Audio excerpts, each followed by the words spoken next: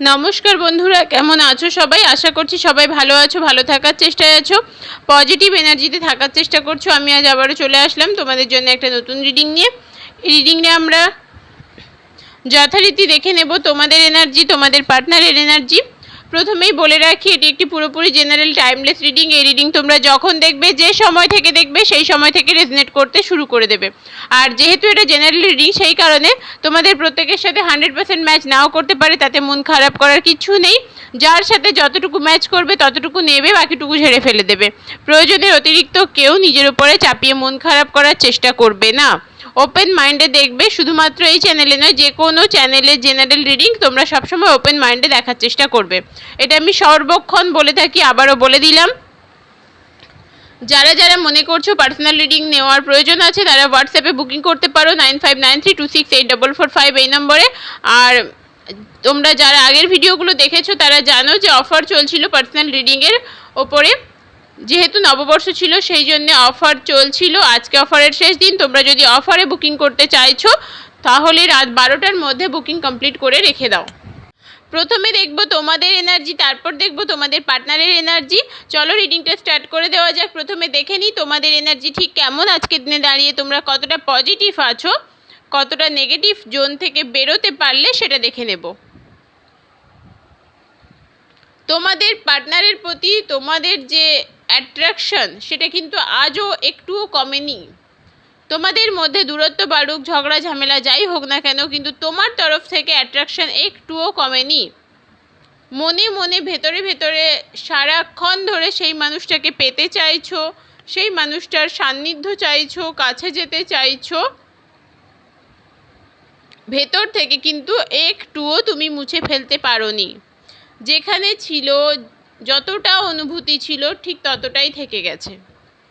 তবে তোমাদের এই সম্পর্কে যে দূরত্ব তৈরি হয়েছে, তার জন্য তোমাদের মন খারাপ হয়, খারাপ লাগা আছে মনের ভেতরে, আর সেই জিনিসগুলো তুমি বাইরে প্রকাশ করো না। আমি বলবো যে এটা ভীষণ ভালো একটা জিনিস, ভালো একটা ব্যাপার। নিজের সমস্যা অন্যের কাছে জানান দেওয়ার কোনো প্রয়োজন নেই।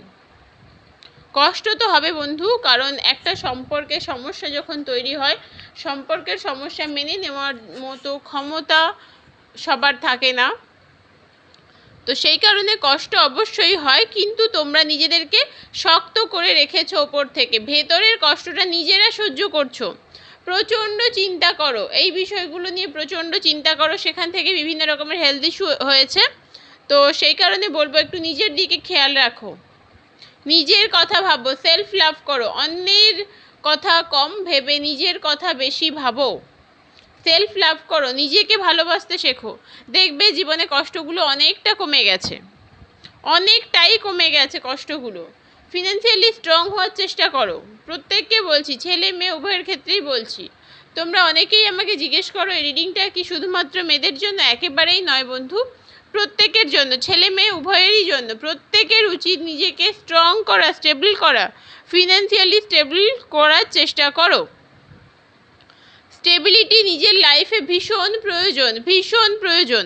তোমরা নিজেকে কিন্তু দাঁড় করাতে চাও, তোমাদের মনের সেই সুপ্ত ইচ্ছে আছে, কিন্তু শুধু ইচ্ছে থাকলে তো হবে না। নিজেকে এগিয়ে নিয়ে যেতে হবে, পরিশ্রম করতে হবে, তৈরি করতে হবে নিজেকে। সেই জিনিসটা করতে থাকো, দেখবে এই সমস্যাগুলো যতটাই বড় হোক না কেন, সেখান থেকে তুমি নিজেকে সরিয়ে নিতে পেরেছো, নিজের কষ্টটাকে সহ্য করার মতো ক্ষমতা তৈরি করতে পেরেছো। তার জন্য আগে নিজেকে স্ট্রং হতে হবে, স্টেবল হতে হবে, নিজেকে ভালোবাসতে হবে। নিজেকে যদি ভালোবাসতে পারো, তাহলে জীবন সত্যিই সুন্দর হয়ে উঠবে। কারণ আমি যদি আমাকেই না ভালোবাসি, অন্য কেউ এসে আমাকে ভালোবাসবে সেই আশাটাও করাই উচিত নয়। প্রথমত নিজেকে ভালোবাসতে হবে, দ্বিতীয়ত নিজেকে ভালোবাসতে হবে, তৃতীয়ত নিজেকে ভালোবাসতে হবে। তবেই জীবনে পরিবর্তন আসবে, মনের পরিবর্তন আসবে। আর আমরা যদি মানসিক শান্তির মধ্যে থাকি না, জীবনে যাই ঝড় ঝঞ্ঝা আসুক সবটাকে সামলে নিতে পারবো। চলো দেখে নিই আজকের দিনে দাঁড়িয়ে তোমাদের পার্সনের কি অনুভূতি, তোমাদের পার্সন কি চাইছে, কি ভাবছে, কতটা তোমাকে নিয়ে ভাবছে। এই মানুষটি অকারণে নিজে অনেক দায়িত্ব নিয়ে ফেলেছে, আর সেই দায়িত্বগুলো সামলাতে গিয়ে তোমাকে অবহেলা করেছে।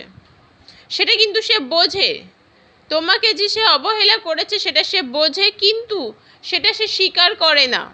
তোমার সামনে এসে কখনোই বলে না বা বলবে না যে আমি ভুল করেছি, আমার নিজের জীবনের সমস্যাগুলোকে বড় করে দেখে তোমার সাথে সম্পর্কটাকে খারাপ করেছি, সেটা সে কোনোদিনই তোমার সামনে এসে বলবে না। সেই সাহসটুকু তোমার পার্সনের মনে নেই। এই মানুষটা সব কিছু দেখে বোঝেও না দেখার ভান করে আছে।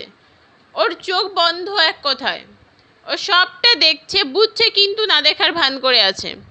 ওর মধ্যে কোনো থার্ড পার্টির ভীষণ ম্যানিপুলেটিং এনার্জি কাজ করছে। কোনো থার্ড পার্টি এতটা বোঝাচ্ছে যে সে নতুন করে কিছু ভাবতেই ভুলে গেছে। সম্পর্কে সমস্যা তো থাকেই, কিন্তু তার মানে এই নয় যে নতুন করে শুরু হয় না। কিন্তু তোমার পার্সন না নতুন করে শুরু করার কথা ভাবতেই ভুলে গেছে। থার্ড পার্টির এত বেশি বোঝানো, থার্ড পার্টি প্রচুর পরিমাণে বোঝাচ্ছে, আর সেই কথাগুলোকে সে সত্যি ভেবে নিয়েছে, সেই কথাগুলোকে সে বিশ্বাস করে ফেলছে।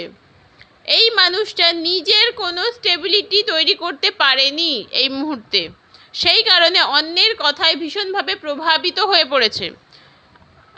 থার্ড পার্টি কিন্তু তোমাদের পার্সনের জীবনে ফ্যামিলি পার্সন হওয়ার চান্স অনেক বেশি দেখতে পাচ্ছি। পরিবারের কেউ থার্ড পার্টির ভূমিকায় কাজ করছে, বা বন্ধুবান্ধবও হতে পারে, বন্ধুবান্ধব হওয়ার চান্সও আছে, তবে পরিবারের কেউ হওয়ার চান্সটা অনেক বেশি।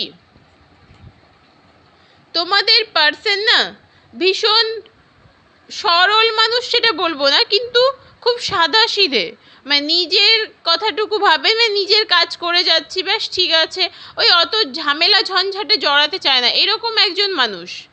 কোনো ঝামেলায় যেতে চায় না, যা হচ্ছে হচ্ছে, আমার খারাপ হচ্ছে, আমি কোনো ঝামেলায় জড়াবো না, কোনো অশান্তি সৃষ্টি করব না, এই জিনিসটা ভাবে। কিন্তু এই মানুষটার জীবনে সব থেকে বেশি অশান্তি, ওকেই সব থেকে বেশি অশান্তি ভোগ করতে হয়। ওর জীবনের ঝড়টা চলছে সেটাকে সে থামাতেই পারছে না। তোমাকে ছেড়ে দিয়েও, তোমার কাছ থেকে দূরে চলে গিয়েও যে তার জীবনে প্রচুর শান্তি আছে সেরকম নয়।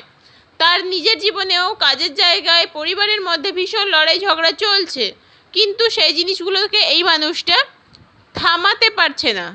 থামাবে কি করে? কারণ তার নিজের কোনো স্টেবিলিটি নেই। তার হার্ট ব্রেক ভীষণভাবে হয়েছে, তোমার কাছ থেকে সরে গিয়ে ওর ভীষণ রকমের হার্ট ব্রেক হয়েছে। দেখতে পাচ্ছ 3 of Swords কার্ড এসেছে, ভীষণ রকমের হার্ট ব্রেক হয়েছে। আর এই মানুষটা এটা ভাবছে যে যাক, যেরকম চলছে জীবনটা চলুক। ও কোনো রিস্ক নিতে চায় না, কোনো স্টেপ নিতে চাইছে না, যা হবে হবে, যেরকম হবে হবে। ফিউচার নিয়ে কোনো ভাবনা নেই তার, কোনো ভাবনা নেই ফিউচার নিয়ে, যে ভবিষ্যতে কি হবে, কি করলে ভালো হবে আমার জন্য, ও এত কিছু ভাবছেই না। তোমার থেকে দূরে গিয়ে যে ভীষণ ভালো আছে সেরকম নয়, তোমার থেকে দূরে গিয়ে খারাপই আছে। তোমাকে ভুলেও গেছে একেবারে সেটাও বলবো না, কিন্তু যেহেতু ওর কোনো স্টেপ নেওয়ার ক্ষমতা নেই, ও সবটাই ঈশ্বরের হাতে ছেড়ে দিয়েছে, যা হবে হবে, যা হবে দেখা যাবে। ও নিজে থেকে কিচ্ছু করবে না। তোমার পার্সোনাল এনার্জি কিন্তু আজকে এই ধরনের এনার্জি।